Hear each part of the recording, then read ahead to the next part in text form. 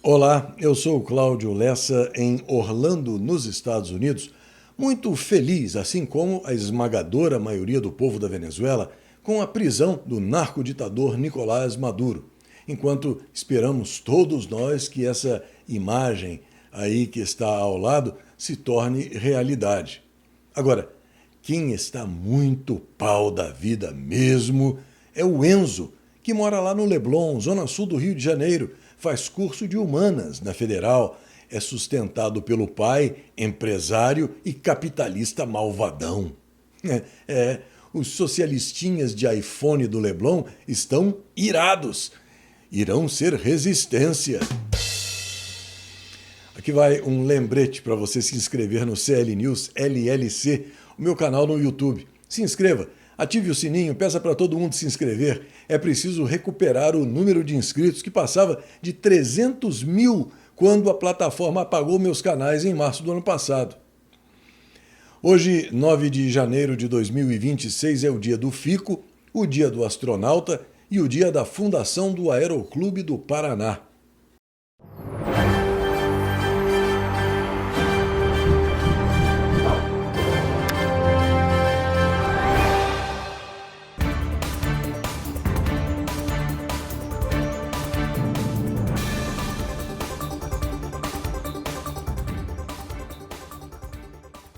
Os indicadores financeiros mostram dólar avançando, euro retrocedendo, bolsa de valores e Bitcoin em alta, IPCA e Selic na mesma e alta do grama do ouro.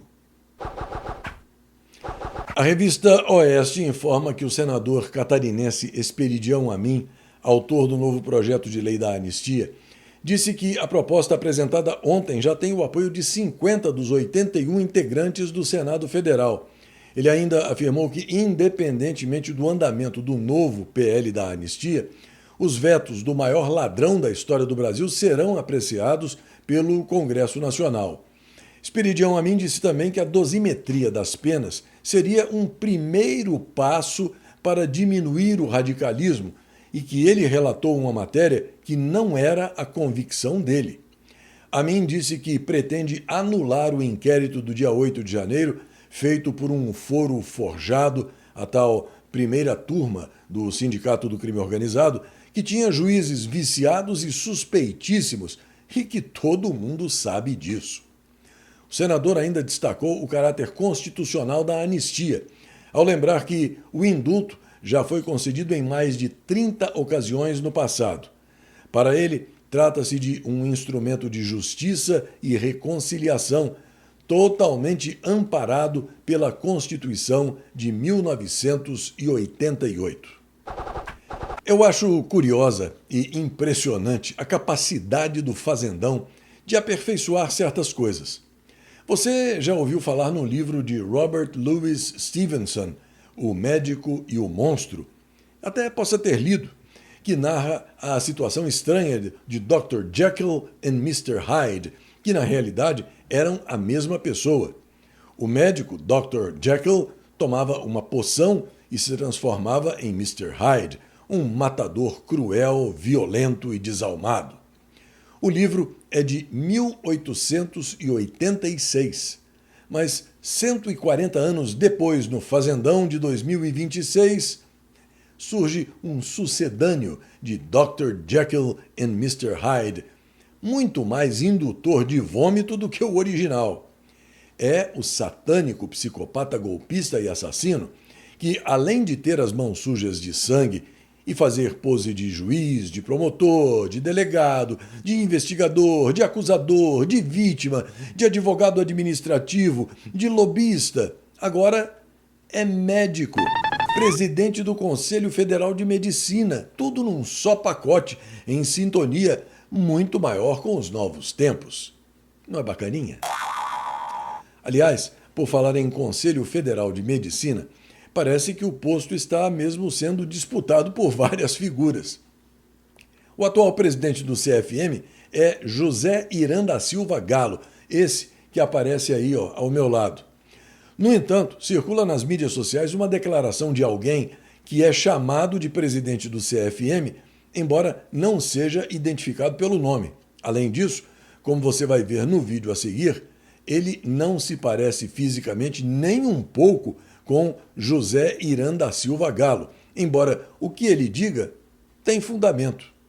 Preciso me posicionar sobre a intervenção do STF no CFM. A nossa visão é de que é inaceitável qualquer tipo de interferência. O Conselho Federal de Medicina, quando vislumbra uma perspectiva de não cumprimento do Código de Ética, tem obrigação de avaliar. E ele mandou que um conselho local fizesse uma sindicância, o que é uma obrigação pelo Código de Ética. Se nós tivermos o STF interferindo em condutas que são tomadas dentro da ética médica, nós não teremos como defendê-la. E é justamente por isso que o Sindicato Médico e eu pessoalmente defendemos que o Conselho Federal tenha autonomia para decidir quem e quando cobrar a ética médica. É justamente por isso que, nesse momento, defender as entidades, especialmente o CFM, é defender você, meu colega médico. Enquanto eu dava uma olhada nas mensagens hoje cedo, eu vi um texto enviado por um contemporâneo de escola, lá de Brasília, e resolvi compartilhar esse texto com você, fazendo algumas adaptações, porque ele diz muito sobre a situação atual do fazendão. Como eu recebi também hoje uma ilustração excepcional de um extraordinário artista multitalentoso, Eide Valesco, que eu tenho o privilégio de chamar de amigo e guru, eu resolvi juntar as duas coisas.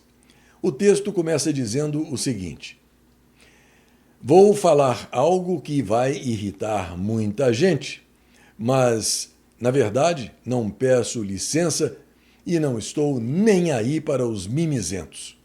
Não sou petralha, nunca fui, nunca serei.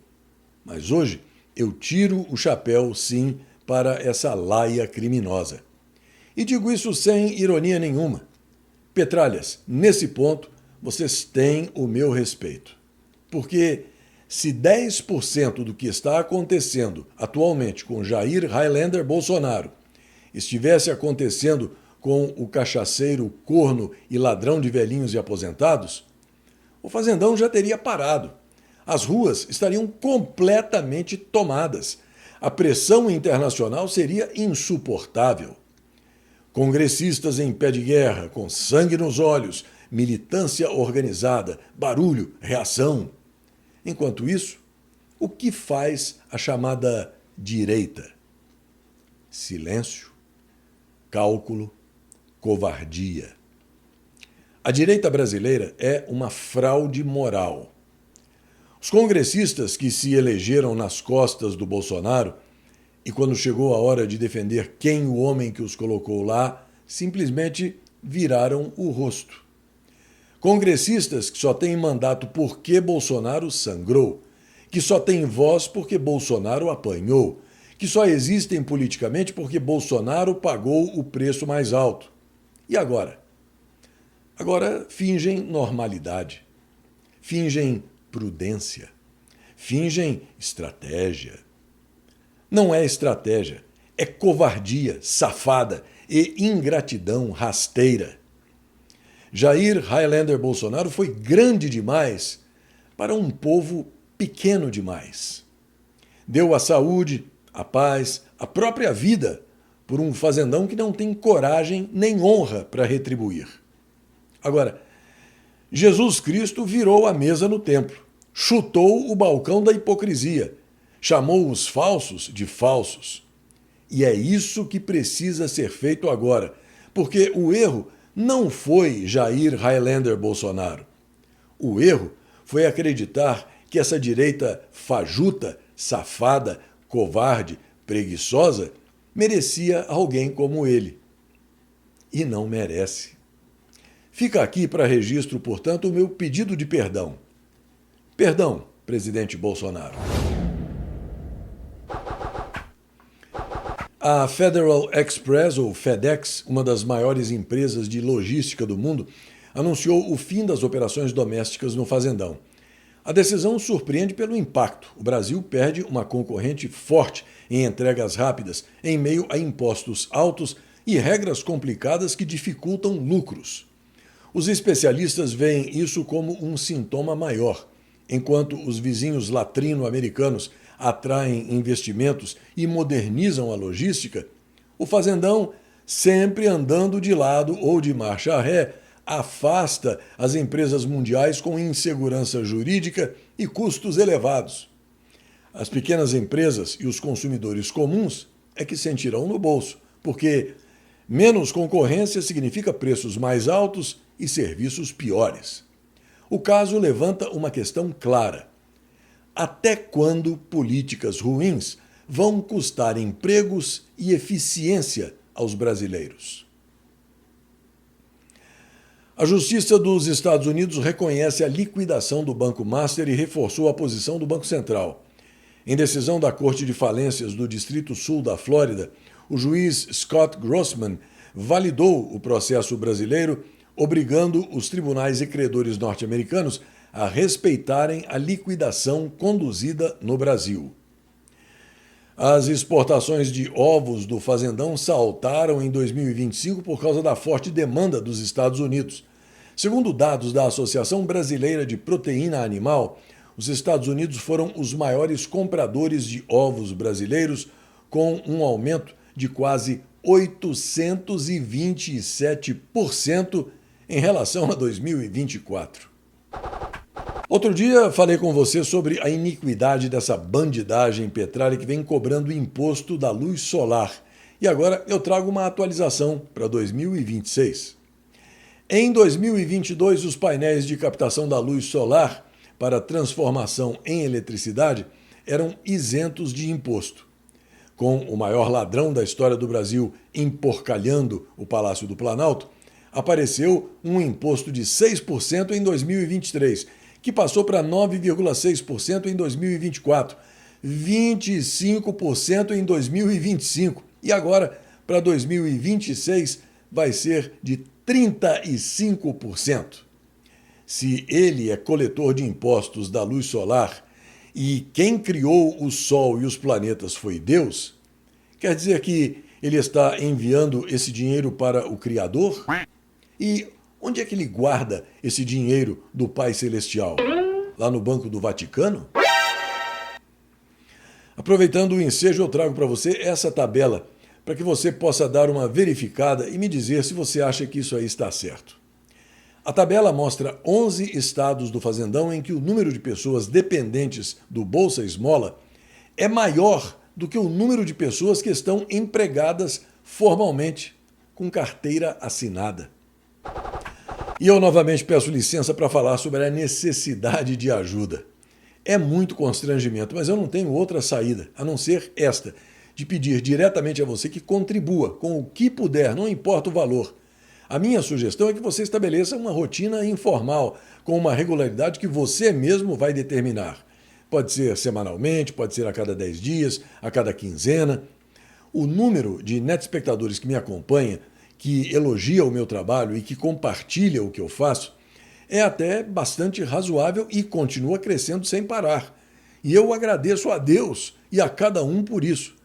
Mas, infelizmente, são poucos os que efetivamente contribuem. Por isso, por favor, faça o esforço e procure se comprometer a me enviar uma ajudinha de qualquer valor. R$1, R$2, R$5, R$10, seja semanalmente, a cada 10 dias, a cada 15 dias. O importante aqui é a regularidade, é a constância, para que eu tenha um mínimo de previsibilidade para reconstruir minha equipe e melhorar a abrangência do meu NetJornal.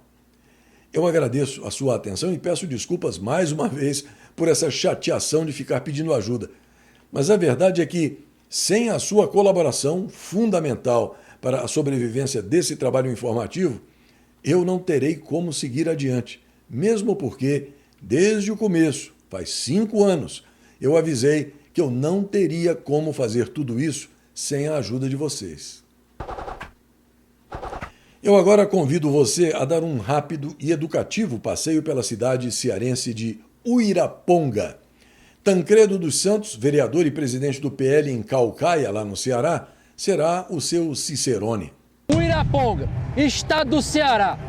A gente vai mostrar para vocês como é que tá aqui nos dias de hoje. Para cima, todas essas casas aqui, ó, continuam abandonadas. Aqui nessa lateral tem uma quadra poliesportiva, mas infelizmente está tudo abandonado. Cenário de guerra. Mais de 2.000 pessoas foram expulsas de suas casas aqui no estado do Ceará, distrito de Morada Nova, Uiraponga.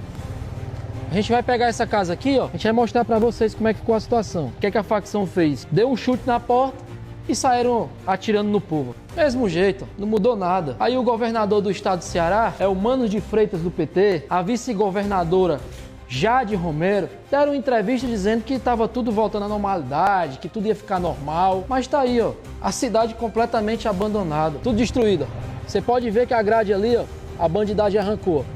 Será que vale a pena continuar com o PT? Hoje foram eles, ó. Amanhã pode ser vocês. Votar hoje no PT é dar carta branca para a facção criminosa matar o teu filho e expulsar tudo da tua casa. Essa rua todinha, ó.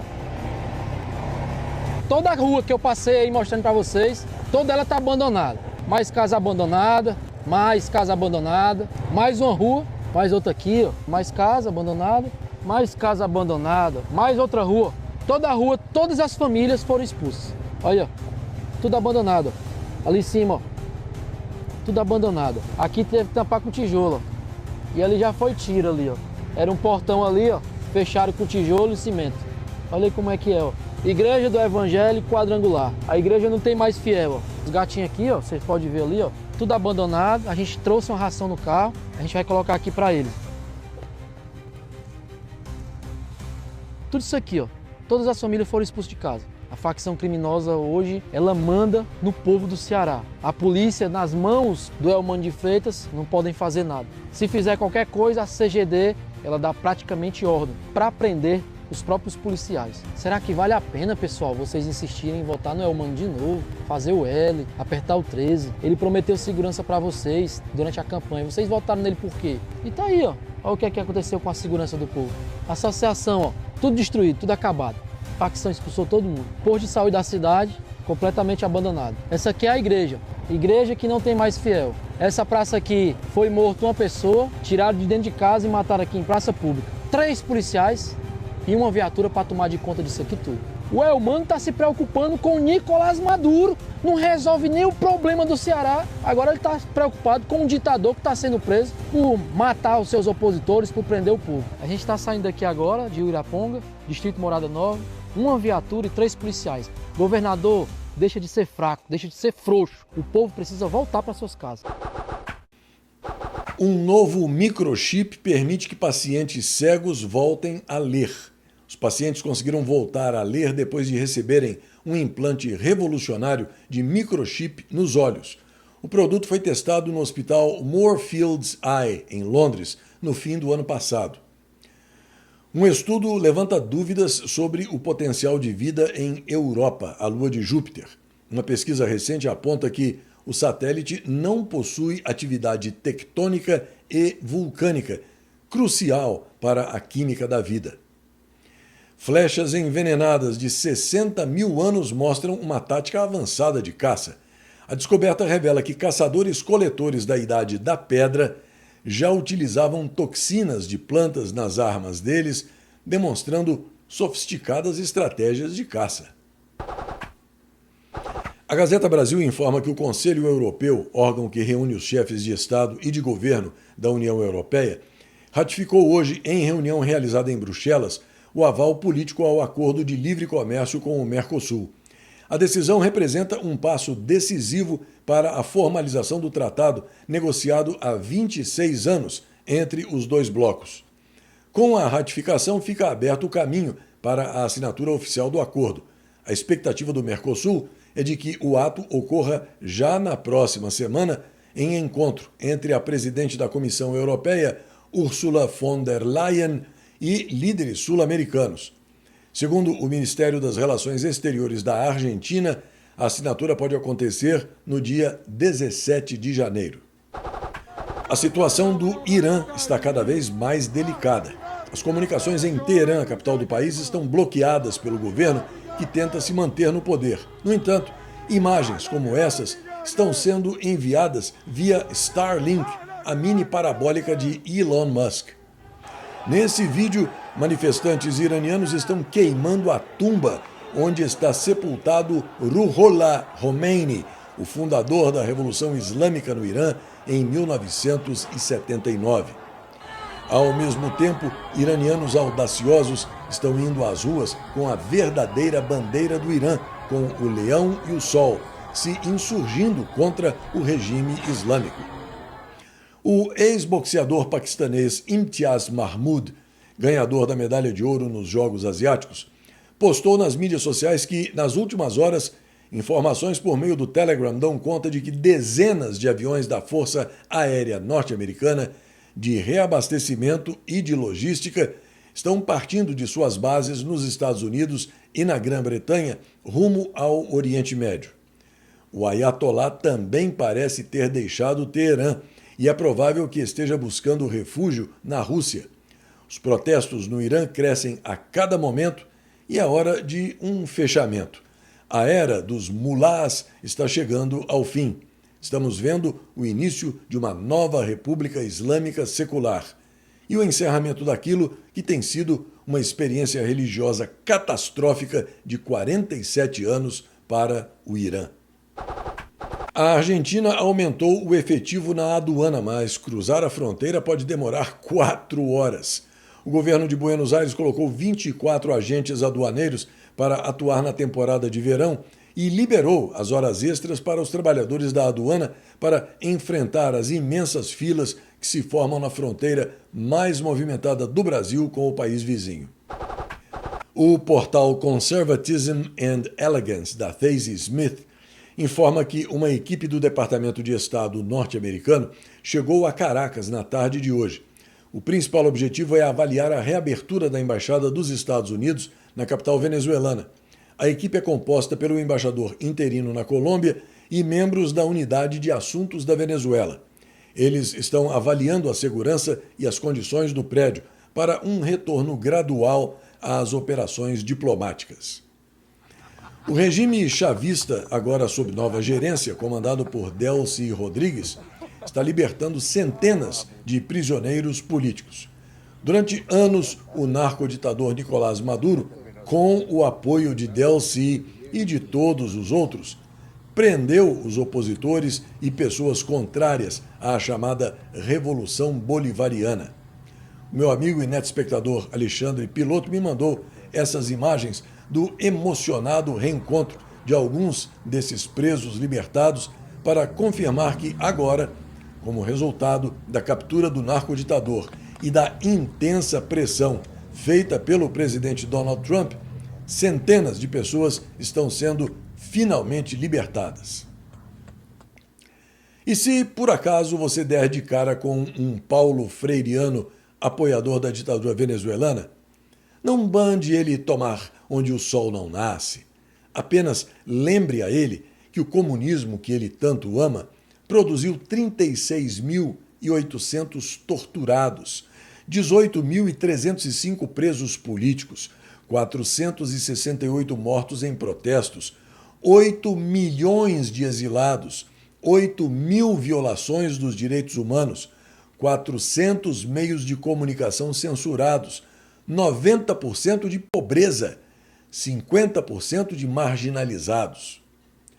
Como alguém que acredita que fora da caridade não há salvação, explique pela enésima vez que o que os Estados Unidos fizeram não foi só por causa do petróleo venezuelano. Mostre a ele que Daniel Vorcaro é sócio de poços de petróleo na Venezuela, tendo investido cerca de 150 milhões de dólares, e que Joesley Batista investe em petróleo da Venezuela desde 2024, com o grupo JIF tendo adquirido poços por meio de operação mantida em sigilo. Se nada adiantar, mande ele se lascar, mas ainda assim, reze pela alma dele. Neste dia 9 de janeiro, em 1431, começava em Rouen o julgamento da camponesa e heroína de guerra francesa Joana d'Arc. Em 1693, o primeiro de 2 terremotos destruía partes da Sicília e de Malta. Após o segundo terremoto, em 11 de janeiro, o número de mortos era calculado entre 60 mil e 100 mil pessoas. Em 1816, o químico britânico Humphrey Davy testava a lâmpada de segurança para os mineiros em Hebburn Colliery. Em 1822, o príncipe regente Dom Pedro de Alcântara ia contra as ordens das cortes portuguesas, que exigiam a volta dele a Lisboa, e permanecia no Brasil, dando início ao processo de independência no que ficou conhecido como o Dia do Fico. Em 1872, o Tratado de Loisaga-Cotegipe era assinado em Assunção entre o Império do Brasil e o Paraguai, encerrando a Guerra do Paraguai. Em 1881, entrava em vigor a Lei Saraiva, estabelecendo o título eleitoral, as eleições diretas, o voto secreto e o alistamento preparado pela Justiça. Em 1923, o espanhol Juan de la Cierva fazia o primeiro voo de alto giro. E em 2007, o norte-americano Steve Jobs, diretor executivo da Apple, apresentava o iPhone original durante um evento da Macworld em São Francisco, na Califórnia. É isso aí, semana praticamente encerrada e essa edição do CL News está quase terminando. Mas eu aproveito sempre essa oportunidade para agradecer a você, enquanto vou lembrando que os números do Pix estão aí, ao meu lado, como sempre, porque a sua ajuda constante e de qualquer valor é fundamental para a continuação desse projeto jornalístico. No canal do YouTube você pode acompanhar o Jornal dos Jornais, que vai ao vivo todas as manhãs, além do CL News e do segmento de orações, que são publicados no começo da noite. Além do YouTube, você pode fazer o mesmo pelo meu website. Acesse e guarde o link clnewsoficial.com nos favoritos do seu navegador. E aqui vai um forte abraço para o Sálvio Borges, aqui dos Estados Unidos, Luiz Eduardo José de Andrade, Elza Maria Mota de Carvalho, César Batista Regis, Paulo Roberto Arruda de Freitas, a Maristela Antunes da Luz, Deise Pestana de Freitas, Walter Coelho, Mauro Barbosa de Brito, Heitor Henrique Stacciarini, Vanessa Oliveira, John Robert Quaresma Negreiros, Isa Paula França, Isabel Whittaker de Lima Silva Pratola, Patrícia Tostes, Ivan Cupertino Monteiro e para a Elaine Manzoli. E mais uma coisinha. Não se iluda. Continue cultivando o seu pensamento crítico e trate de agir da melhor maneira possível e, de preferência, silenciosamente, para não se meterem em encrenca. Afinal de contas, é como diz esse mural aí, né? Em terra de esquerdista, quem tem cérebro é golpista. Até a semana que vem.